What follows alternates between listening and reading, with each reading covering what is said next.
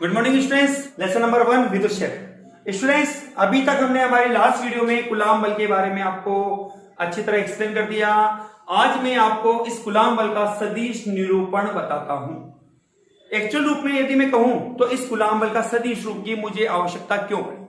देखिए, एक जनरल रूप में अपन कह सकते हैं साहब, आप बल पढ़ा रहे हो तो बल एक सदिश राशि होती है, तो आप इसको किस तरह से सदिश राशि के रूप में व्यक्त कर सकते हैं। तो हम उसको हमारी इस वीडियो में आज हम ये प्रदर्शित करेंगे कि यदि आप इसे सदिश रूप में लिखना चाहते हैं तो आप इसको किस तरह से और कैसे लिखेंगे। देखिए, मैंने कहा कि दो बिंदु आवेश मेरे पास है यह, जिनको मैंने नाम दिया Q1 और Q2 के रूप में। ठीक है स्टूडेंट्स, मैंने कहा मूल बिंदु O के सापेक्ष, ये मूल बिंदु O है जिसके सापेक्ष आवेश Q1 की स्थिति बनती है R1 और आवेश Q2 की स्थिति बनती है R2 सदिश के रूप में। ठीक है स्टूडेंट्स, सदिश मतलब कि आप ये कह सकते हैं कि ये मूल बिंदु O से इतनी दूरी पर स्थित है। ठीक है, मैंने कहा आवेश Q1 जो है वो आवेश Q2 पर बल लगाता है। इसका नाम मैंने बनाया F21 सदिश रूप में। पढ़ने का तरीका इसको पीछे से होता है, पीछे बना रहा है। आप कहोगे आवेश Q1 के सापेक्ष आवेश Q2 पर लगने वाला बल, जिसका एकांक सदिश आपके पास बनेगा R21। ओके, चलिए साहब आ जाइए Q2 के द्वारा। अब Q2 कम सुनो है, वो भी क्या कहेगा, मैं भी Q1 पे बल लगाऊंगा। तो वो Q2 कहता है कि मैंने Q1 पे बल लगाया और इस तरह से लगाया। ये लीजिए, हमने इसको नाम दिया F सदिश 1 और 2। आप इसको पीछे से पढ़ेंगे 2 मतलब कि 2। आवेश Q2 के द्वारा आवेश Q1 पर लगने वाला बल हमने इसकी एकांक सदिश के रूप में R12 लिख दिया। ठीक है स्टूडेंट्स, ये तो हमारे पास हो गया एक इसके चित्र को जो हमने एक जनरल कैलकुलेशन के आधार पर हमने यहां पर बताया है आपको। अब स्टूडेंट्स, हम इसका परिणामी या सापेक्ष स्थिति सदिश भी ज्ञात करते हैं। सापेक्ष स्थिति सदिश ज्ञात करने के दो तरीके आपके पास है। मैं इसको लिख सकता हूं इनके बीच की स्थिति को R12 या R21 के रूप में। यदि स्टूडेंट्स मैं इसको R12 के रूप में लिखता हूं तो हमारे द्वारा इसका मान बनेगा R1 माइनस R2, और यदि मैंने R21 के रूप में लिखा तो मेरे पास इसका मान बनेगा R2 माइनस R1। स्टूडेंट्स, मैंने आपको बोला है यहां पे कि आपको पढ़ने का तरीका है पीछे से, 2 के सापेक्ष आवेश Q2 के सापेक्ष आवेश Q1 का एकांक सदिश, और लिखने का तरीका इसका हमेशा आगे से रहेगा 1 2, तो R1 माइनस R2 के रूप में। दैट्स क्लियर स्टूडेंट्स, अच्छी तरह आपने इस चीज को समझ लिया होगा। चलिए अब हम कूलाम नियम का उपयोग करते हुए इसका सदिश निरूपण व्यक्त करते हैं। चलिए, मैंने पहले आपको कहा यहां पे आवेश Q1 के द्वारा आवेश Q2 पर लगने वाला बल, जिसको आप कहेंगे आवेश Q1 के द्वारा F21, एक सदिश 21 बराबर के Q1 Q2 upon R square 21 के रूप में, और R कैप होगा 21।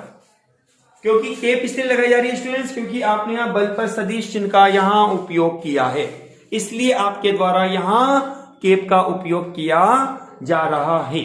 ठीक है स्टूडेंट्स, चलिए हम इसको दे देते हैं हमारी इक्वेशन नंबर 1। हम जानते हैं, पढ़ रखा है हमने 11th क्लास में, R कैप बराबर होता है सदिश R अपॉन मोड R, जिसको आप इस फॉर्मूले में चेंज करेंगे तो आप लिख सकते हो R कैप 21 बराबर होगा सदिश R21 बटे मोड R21, या इसको आप लिख सकते हो सदिश R21 बटे मोड R2 माइनस R1 का मान। ये ठीक, इस आधार पर हम इस फॉर्मूले को बनाएंगे समीकरण नंबर 1 को। F सदिश 21 बराबर होगा के Q1 Q2 अपॉन, मैंने इसको भी चेंज कर दिया, mode R2 minus R1। Square लगा रखा है इसलिए मैंने इस पर स्क्वायर लगा दिया है, और कैप के रूप में अपने लिखा सदिश R21 बटे मोड R2 माइनस R1 के रूप में। ठीक है स्टूडेंट्स, तो ये अपने पास इसकी वैल्यूएशन बनती है, जिसके आधार पर हमने इसको सोल्व करना चाहा है। हमारे पास एक फाइनल आंसर बनेगा के Q1 Q2 upon mode R2 minus R1 का क्यूब, क्योंकि 2 घात यह और 1 घात यह, कि आपके पास बन जाएगी घात 3 सदिश R21। इस तरह से आपके पास ये समीकरण नंबर बनती है स्टूडेंट, समीकरण नंबर 2। हमारे पास ये समीकरण नंबर 2 प्राप्त है, जिसमें हमने केवल अभी तक एक भाग इसका हल किया है कि आवेश Q1 के द्वारा आवेश Q2 पर लगने वाला बल। ठीक है स्टूडेंट्स, अब हमारी नेक्स्ट पार्ट में, नेक्स्ट कैलकुलेशन में हम इसका अपोजिट करना चाह रहे हैं। हमने कहा आवेश Q2 के द्वारा आवेश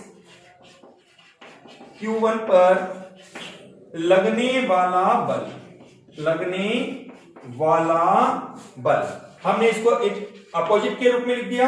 आपके पास बनेगा F सदिश 1 2 बराबर होगा K Q1 Q2 upon R12 square R केप 12। समीकरण नंबर आपके पास बनता है नंबर 3। कितना स्टूडेंट्स?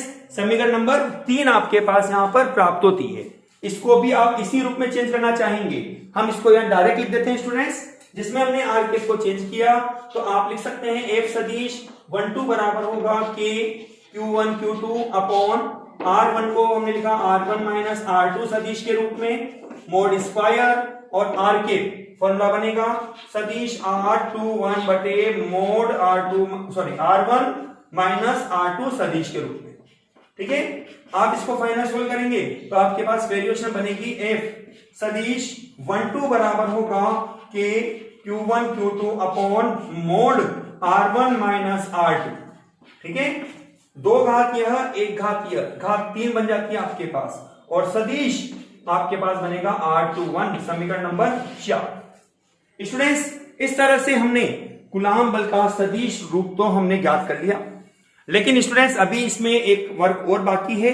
क्या आप ध्यान देंगे तो यहां आप इस वीडियो में देखेंगे हम एक नियम का यहां और स्पष्टीकरण करने जा रहे हैं, जिसमें हम कहेंगे समीकरण नंबर 1 और 3 को उपयोग में लेते हैं। हम ये जानते हैं कि एकांक सदिश जो होते हैं वो परिमाण में समान होते हैं लेकिन दिशा में विपरीत बनते हैं। परिमाण में समान लेकिन दिशा में विपरीत, अर्थात हम जानते हैं R केप 1 2 बराबर होगा R केप 2 1। हमने एक के साथ चिन्ह लगाया माइनस का। तो देखिए स्टूडेंट्स, हम नंबर 1 और नंबर 3 को हम ले रहे हैं। कम देखते हैं कि K Q1 Q2 इसके पास भी है, इसके पास भी है, कैंसिल आउट हो गया। मान लो आप R स्क्वायर 2 1 R स्क्वायर 1 2, यदि सापेक्ष आप लेते हो, एग्जाम्पल के तौर पे देख लीजिए आप, जैसे 5 है और ये 7 है, तो आपने लिखा 5 माइनस 7 माइनस के 2 का स्क्वायर किया 4 आता है। यदि आपने 7 माइनस 5 लिया तो आपके पास 2 बनता है, 2 का स्क्वायर आपके पास बनेगा, 2 का स्क्वायर आपके पास बनता है 4, तो भी आपका आंसर क्या बना 4। तो हम ये देखते हैं, चाहे आप 5 माइनस 7 कीजिए या 7 माइनस 5 के स्क्वायर के रूप में लिखिए, वैल्यूएशन आपके पास होती है 4 के रूप में। तो इसका मतलब हो गया कि ये भाग, ये वाला भाग, इसलिए मैं इसको गोल घेरे में बंद कर रहा हूं आपको, ये भाग और हमारे पास ये भाग आपस में क्या हो गया, बराबर हो गया परिमाण में। ठीक है, हमने परिभाषा के रूप में कहा कि ये दोनों भी आपस में बराबर तो हैं लेकिन दिशा में क्या है, विपरीत है। तो इस आधार पर, या आपके पास लेफ्ट हैंड साइड बनी तो राइट हैंड साइड के रूप में अपन कर सकते हैं, यहां पर F सदिश 1 2 बराबर होगा F सदिश 2 1, लेकिन इनकी दिशा परस्पर विपरीत होगी, जो प्रदर्शित करता है न्यूटन के गति के तीसरे नियम, जिसे हम क्रिया प्रतिक्रिया का नियम कहते हैं, जिसके आधार पर कहते हैं कि प्रत्येक क्रिया की परिमाण में समान लेकिन दिशा में विपरीत प्रतिक्रिया अवश्य होती है। लेकिन यहां हम देखते हैं एक इंपॉर्टेंट क्वेश्चन के रूप में कि आपके पास सवाल हो सकता है माध्यमिक शिक्षा बोर्ड परीक्षा 2021 में कि सिद्ध कीजिए कि कूलाम बल न्यूटन के गति के तीसरे नियम को किस तरह से व्यक्त करता है। तो आपका आंसर ये बनेगा, वो आपका आंसर सदिश निरूपण चाहता है, मतलब आपको यहां पर कूलाम बल का सदिश रूप आपको यहां पर प्राप्त करना है।